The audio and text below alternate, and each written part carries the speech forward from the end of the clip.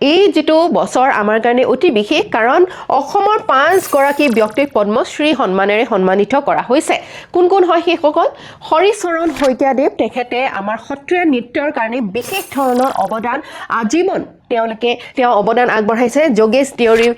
sir ৰেশম উদ্যোগটোৰ কাৰণে ইমান এটা ডাঙৰ অৱদান আগবঢ়াইছে তেওঁ প্ৰথমজন ব্যক্তি যি মুগাৰ কাৰণে এখন ওয়াইল্ড লাইফ স্যাংচুৰী কৰাৰ কথা ভাবিলে তেওঁ এনেকুৱা এজন ব্যক্তি যি এৰি খুটাৰ পৰা বহু কিটা অন্য প্ৰডাক্টস উলোৱাৰ কথা ভাবিলে আৰু এটা কম্পোজিট কালচাৰ আমাক আগবঢ়াই দি তাৰ লগতে আমাৰ এই শিল্পটোৰ লগত জড়িত যিসকল এন্টাৰপ্ৰেনাৰ্ছ আছে বা উদ্যোগী আছে তেওঁলোককো আগবঢ়াই দিয়াৰ কাৰণে যথেষ্ট ডাঙৰ অৰিহণা আগবঢ়াইছে নুৰুদ্দিন আহমেদ এনেকুৱা এজন ব্যক্তি ইছলাম ধৰ্মাৱলম্বী এজন ব্যক্তি কিন্তু আমাৰ শ্ৰীমন্ত শংকৰদেৱৰ যি মহাপুৰুষীয়া আমাৰ ধৰ্ম আছে নাম ধৰ্ম আছে এই নাম ধৰ্মৰ কলা সংস্কৃতি বা আমাৰ যি ভাস্কৰ্য আছে সেই ভাস্কৰ্য নিপুণতাৰে তেওঁ গঢ় দিয়াৰ ক্ষেত্ৰতে হওক বা ভাওনাৰ যিবিলাক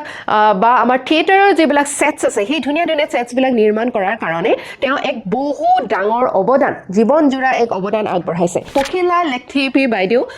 লেখথিপি বাইদেউ আমাৰ কাৰ্বি ভাষাৰ এগৰাকী ফোক সিঙ্গাৰ হয় পখিলা লেখথিপি বাইদেউ তেখেতৰ ফোক ট্ৰেডিশনছৰ কাৰণে গায়ন শৈলীৰ কাৰণে এই পুৰস্কাৰ প্ৰদান কৰা হৈছে তাৰ লগতে কবিন্দ্ৰপুৰ কায়স্থ তেওঁ পাব্লিক লাইফত যি বা আমাৰ সমাজ জীৱনত যি অৱদান আগবঢ়াইছে তেওঁ সেই তাৰ বাবে এই বঁটা প্ৰদান কৰা হৈছে ওকে